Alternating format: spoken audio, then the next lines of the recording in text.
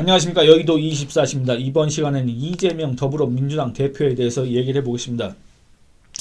지난 대선 때도 마찬가지고 그 이전에 이재명 씨가 경기도지사, 그 다음에 그 전에는 또 성남시장, 지금은 이제 더불어민주당 대표를 하고 있지 않습니까? 이 이재명이라는 사람이 얘기하는 거는 정말로 그 깊이라고 해야 될까? 그 지식의 깊이? 아니면 그 통찰의 그 깊이? 이런 것들을 봤을 때 저 사람은 과연 국가 지도자 까지 아니더라도 그냥 공직자로서의 어떤 자격이 있을까? 성남시장까지는 제가 모르겠습니다. 근데 또 이재명 씨가 받고 있는 온갖 혐의가 다 성남시장 때 있었던 일 아니겠습니까? 그런 걸 보면 과연 성남시장도 어울리느냐, 이런 비판을 받을 수밖에 없을 텐데, 그거 말고 뭐 제1야당의 대표라든지 아니면 국가 지도자, 이런 행세를 할 수가 있겠느냐? 왜냐하면 그 깊이가 깊지가 않다, 이런 비판을 자초하는 발언들을 수두룩하게 해왔기 때문에 그렇습니다. 오늘 역시 마찬가지입니다. 이재명 씨가 대만 해협에 대해서 얘기를 했습니다. 뭐라고 했는지 여러분들 기사 보셨습니까? 보셨다면 정말 혀를 끌끌 차셨을 겁니다. 이런 자가 어떻게 대통령이 되려고 했다니, 이렇게 생각하실 분들이 계실 겁니다. 뭐라 그랬냐? 여러분들 제가 언제 한번 얘기했는데, 제가 지금 보고 있는 이 기사 사진에서도 이재명이 손을 이렇게 하고 있습니다. 여러분들 제가 말씀드렸지만 이재명이 손을 이렇게 할 때는 조심해야 됩니다. 그 사람이 얘기하는 건 사실과 다를 가능성이 큽니다. 그리고 이재명 본인도 그 사실에 대해서 잘 모르고 있는데 그냥 누군가가 써준, 혹은 어디선가 들은 아주 그 얄팍한 그 정도 가지고 이렇게 우리 국민들을 현혹시키려고 하는 거 아닌가, 이런 지적들이 이재명을 아주 싫어하는 사람들은 이런 지적들을 합니다. 이재명이 이런 손을 할 때마다 조심해야 된다, 이런 얘기들을 하는데, 제가 공교롭게도 지금 제가 보고 있는 사진도 이재명이가 손을 이렇게 하고 있습니다. 이재명이 대만 해협에 대해서 얘기했는데 뭐라 그랬냐? 이렇게 얘기합니다. 우리가 중국과 대만의 관계에 대해서 양안 관계라고 하지 않습니까? 그러니까 이재명이 양안 갈등에 대해서 얘기하면서 뭐라 하냐? 공연히 잘 있는 중국에 쓸데없이 과도하게 시비를 걸어서 관계를 악화시킬 필요가 없다, 이렇게 얘기했습니다. 여러분들 중국이 그냥 가만히 있습니까?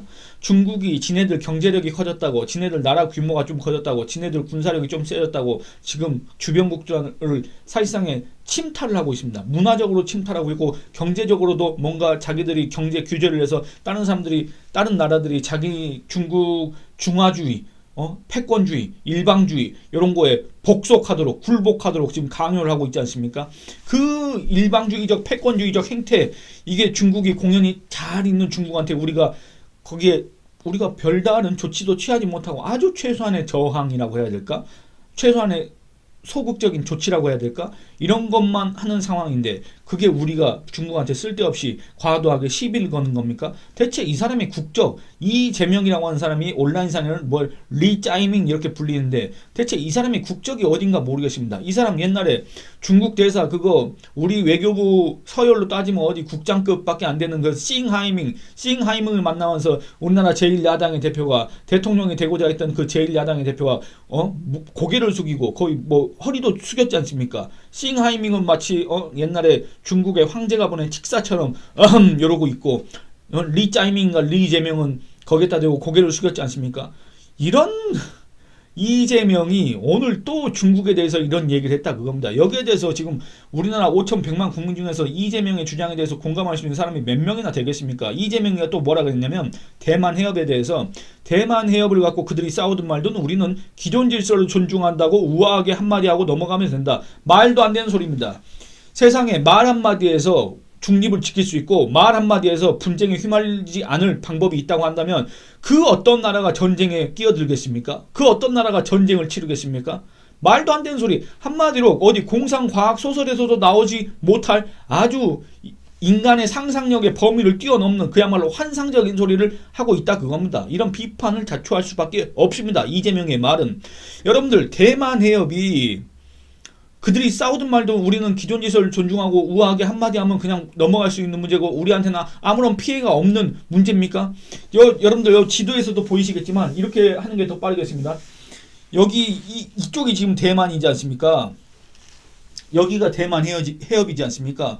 이쪽으로 우리나라 수출입 물동량이 다 오고 갑니다. 이 동남아 쪽 요 길목 말라카 해협, 요 중동에서 오는 석유 같은 거 다 이렇게 해가지고 대만 해협을 거쳐서 우리나라로 오는데, 이 대만 해협이 그들이 싸우는 말도 우리는 가만히 있으면 우리는 편하게 잘 먹고 잘 살고 우리는 우아하게 한마디 하고 넘어가면은 여기에서 아무런 피해도 안 보는 곳입니까? 이게 지금 이재명의 국제정세 판단 수준이다 그겁니다. 이걸 어떻게 해야 됩니까? 이거 동네 창피해가지고 보는 이로 하여금 얼굴이 울그락불그락 하게 만들 정도로 정말 그 수준을 제가 차마 평가할 수는 없지만 여러분들이 평가를 해주시기 바랍니다. 이 대만 해협이 얼마나 심각한 문제인지는 여러분들이 더 잘 아실 겁니다. 근데 이재명이라는 사람은 이렇게 얘기합니다. 양안 갈등에 끼어들어서 누가 잘했느니 누가 못했느니 군사 개입을 하느니 마느니 같은 논쟁에 끼어들면 우리에게 무슨 이익이 있나? 끼어들어서 우리에게 무슨 이익이 있냐가 아니라, 만약에 여기가 중국이 여기에 대해서 완전히 지배권을 독점했을 때, 중국이 여기를 완전하게 장악했을 때 우리에게 이익이 아니라 우리는 거의 존망의 위기에 처합니다. 국가 자체가 망할 수가 있습니다. 중국의 손아귀에 넘어갈 수가 있습니다. 그거를 지금 제1야당의 대표라는 사람이 모르고 하는 소리입니까? 또 뭐라 그럽니까? 외교도 정치도 안보도 다 우리들 삶에 직결되어 있다. 맞습니다. 그러니까 이 대만 해협 문제도 우리의 삶에 직결되어 있는, 아주 우리나라 안보에 직결되어 있는 문제입니다. 근데 우아하게 한마디 하면 그냥 가만히 있으면 된다? 정말 어떻게, 제가 평가를 하기 싫은데 정말 어처구니가 없습니다. 말이 안 나옵니다. 정말 뭐랄까, 여기서 울분이 차오릅니다. 이런 사람이 국가 지도자를 하려고 했다니. 물론 이재명에 대해서 별로 기대가 아니라 애초에 기대한 바가 전혀 없기 때문에, 티끌만큼도 없기 때문에 실망할 것도 없지만, 그래도 너무한 거 아닙니까? 최소한의 예의는 있어야 될 거 아닙니까? 이거는 대국민 무례입니다. 무례. 국민을 뭘로 알고 지금 이런 소리를 하고 있는 겁니까? 그러면서 여러분이 좀 더 나은 삶을 원한다면 돈을 물려주는 것도 중요하고 교육을 하는 것도 중요한데, 그보다 더 중요한 것은 정치가 제대로 작동하는 세상을 물려주는 것이다.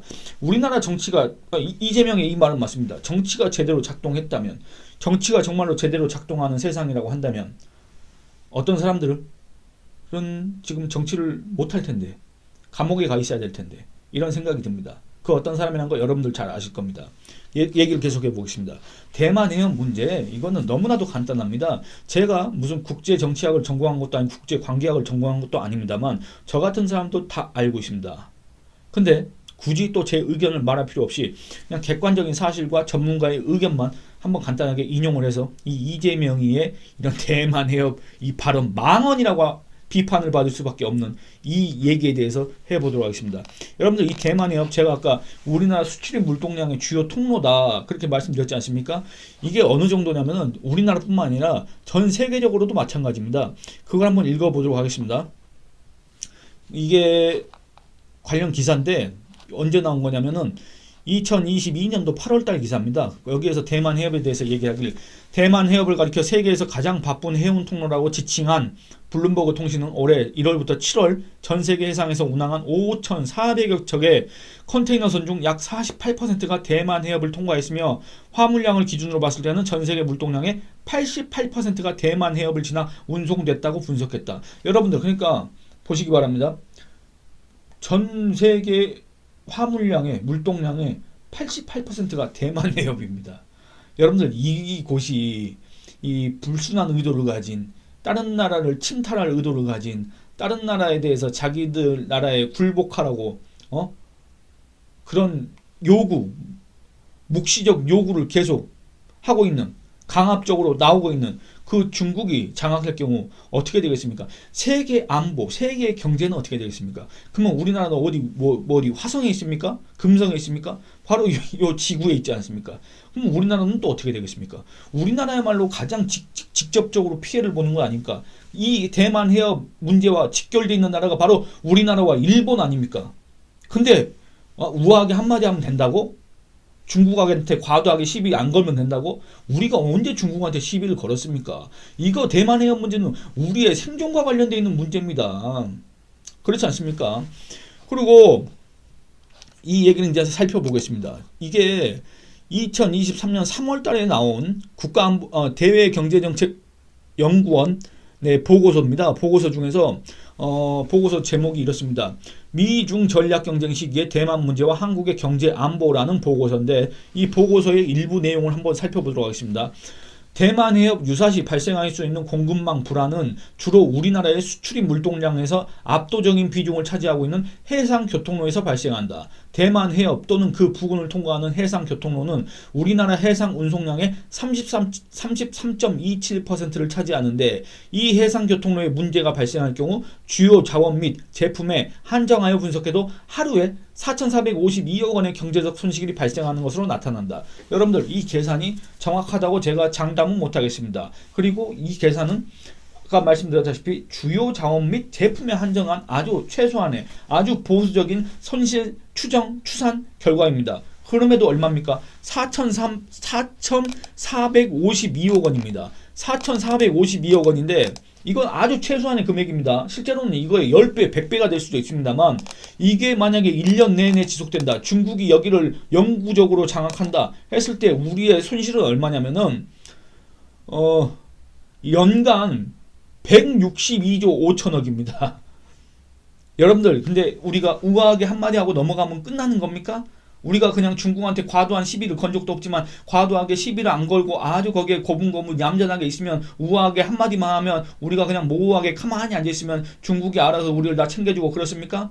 절대 그럴 수가 없습니다. 그게 바로 국제관계이기 때문에 그렇습니다. 그게 바로 중국의 대외 정책이기 때문에 그렇습니다. 여러분들, 지금 중국이 미국의 동맹국이자 우리가 지금 이 정도의 국제적 위상을 차지하고 있는데도 우리를 지금 대하는 그 아주 고압적이고 강압적이고 그 아주 시건방진 태도를 보면은 중국이 우리를 배려하겠습니까? 전혀 아닙니다. 이거는 국제 정치의 기억자도 모르는 사람도 이런 소리를 안 할 겁니다. 근데 제1야당의 대표라는 한 사람, 대통령이 되고자 했고 지금도 대통령이 되고자 하는 사람, 그 사람의 입에서 어떻게 이런 얘기가 나올 수가 있습니까? 이건 정말 우리 국민들을 뭘로 아는지 정말로 모르겠습니다. 그리고 또 하나 살펴보겠습니다. 이건 또 언제적 칼럼이냐면 서강대 국제대학원 명예교수 안세영 명예교수라는 사람이 2022년 11월 달에 대만 해협 긴장과 에너지 통상 안보라는 제목의 칼럼을 썼습니다. 이 칼럼에서 제가 관련 대목을 한번 또 읽어보겠습니다. 수입 에너지의 대부분을 중동에서 들여오는 우리의 에너지 안보에도 심각한 영향을 미친다. 이 대만 해협 문제가. 만약 중국이 선별적 봉쇄 전략을 미국과 한참 힘겨루게 하는 남중국해까지 확대하면, 그러니까 여러분들도 기사에서, 아니 지도에서 또 보일지 모르겠지만 이 남중국해까지 확대를 했을 경우에는 우리로선 엄청난 물류비와 군사적 부담을 감수해야 한다. 그러니까 대만 해협을 막아버리고 여기까지 남중국해까지 중국이 장악해버리면 우리의 주요 수출입 통로는 여기 외해를 돌아가지고 이렇게 가야 된다 그겁니다. 이렇게 가서 이렇게 얼마나 비용이 늘어납니까? 여기를 중국이 장악하면 아까 계산한 게 4,452억 원 하루에 그런 손실을 입습니다. 근데 우리가 어떻게 가만히 있습니까? 우리의 이익과 직결되어 있는 것이고, 여기가 중국이 장악될 경우에는 우리의 손실이 천문학적으로 아주 막대하게 우리 나라의 존망과 관련되어 있는 문제인데, 어떻게 이재명이라는 사람은 이런 얘기를 버젓이 우리 국민 앞에서 할 수가 있습니까? 계속 얘기를 해보겠습니다.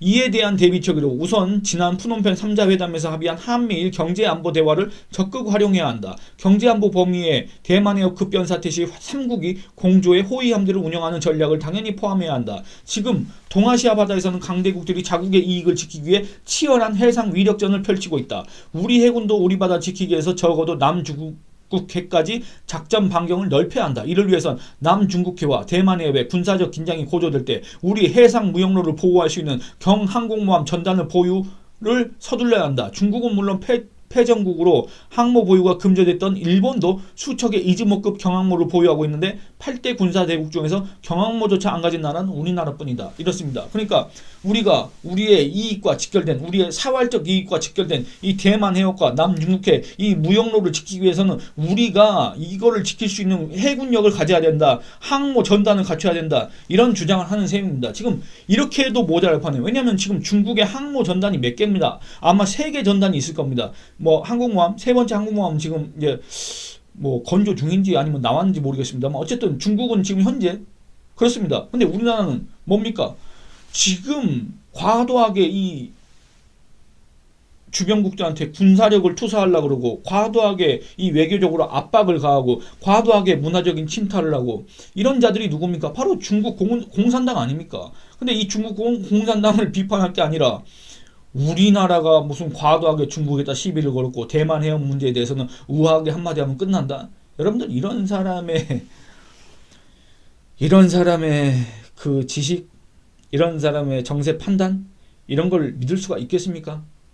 물론 제 영상을 보시는 분들은 이재명에 대해서 별로 기대를 안 했고, 그 다음에 그 사람의 어떤 식견에 대해서도 별로 인정을 안 하시기 때문에 그럴 염려, 그럴 걱정이 없지만, 혹시라도 이 이재명의 이런 말에 현혹돼서 그릇된 국제관을 갖는 사람이 있지 않을까, 이런 걱정이 든다 그겁니다. 그래서 대만해협 그거 남의 나라 문제인데 왜 우리가 끼어드느냐 하면서 갑자기 또 길거리로 피켓 들고 나와가지고 무슨 뭐 결사반대 뭐 윤석열 퇴진 이런 걸 외치는 사람들이 있지는 않을까, 그런 우려에서 미리 이 영상을 통해서 여러분들하고 이 문제에 대해서 얘기를 한번 해봤습니다. 이 영상은 이만 마치겠습니다. 여러분들 의견 많이 남겨주시기 바랍니다. 감사합니다.